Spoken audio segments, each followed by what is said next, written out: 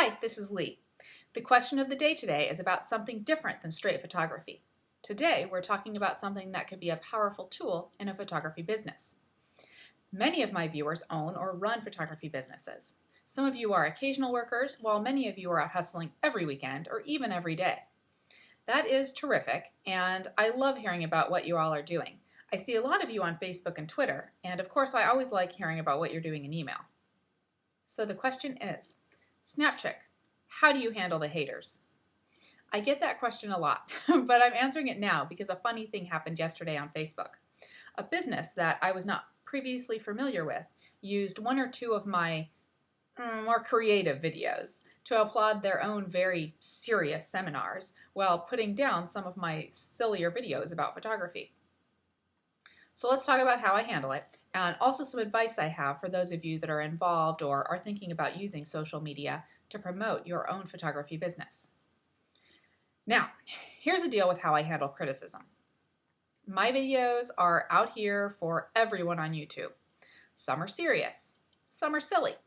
Some have nothing to do with photography. In fact, I get asked non-photography questions so often that I started a vlog channel. YouTube is the largest video site in the world. If you've read the comments that get posted on my videos and others' videos, they run the whole range, from naughty to nice. I was simply prepared for it. In my couple of years on YouTube and in my many years using social media, I've learned some things. Now, I'm by no means the most effective or the best user of social media, but here are 3 pieces of advice that I can share from my experiences. Advice number 1.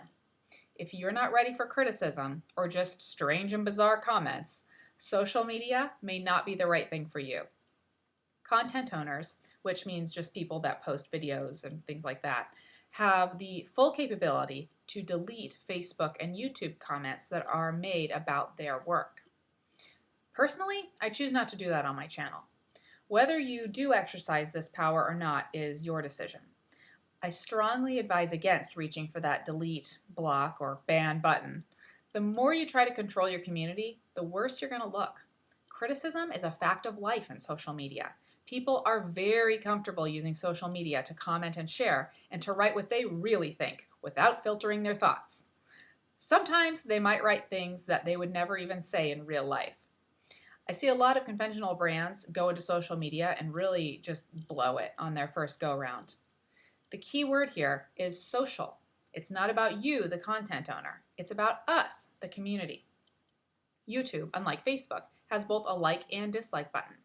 Sometimes I see dislikes and I go, oh man! But the content creator must remember, that dislike button is not there for me. It's there for us, the community. When you hit like or dislike, you're telling everyone what you think about it, not just the person that posted the video. Advice number 2, be careful with your brand.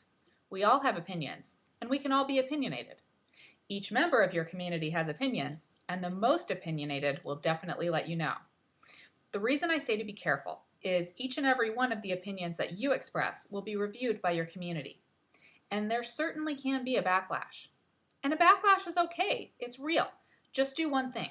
Be sure that your opinions are how you want to portray your brand.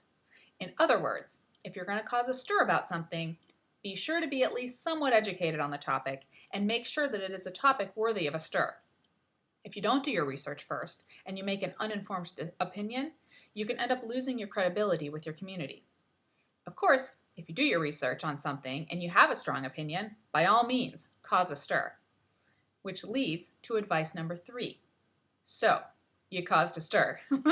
Maybe you said the wrong thing or commented on another brand who has their own social following, and now, as they say, the beams have been crossed. This could be quite a test for you, especially if you're relatively new to the game. So you know what? Leave it alone. Don't tell people how to think. They can think for themselves. If it all started with an opinion of yours, just be honest, participate in the discussion, and clarify if needed. The worst thing you can do is start deleting comments and trying to change history. If you're serious about social media, you have to put that community first, which is more than just your view of things. A ton of discussion can result and unflattering things can be said. Let it go. Social media is about communication, individual expression, and community. The times that you might most want to control your community are the times to go with the flow. So the bottom line is this. If you're committing to being a social media presence, commit to being that social media presence. Build your brand and be loyal to it. Be cognizant of how others might portray you straying from it. And you know what? You'd better be sure of what you put out there, because your community and others' communities will jump all over you if you say something that they don't like. It's okay though. If you've built a loyal community, they'll understand when you say, "Oops, I was wrong." Thanks everyone.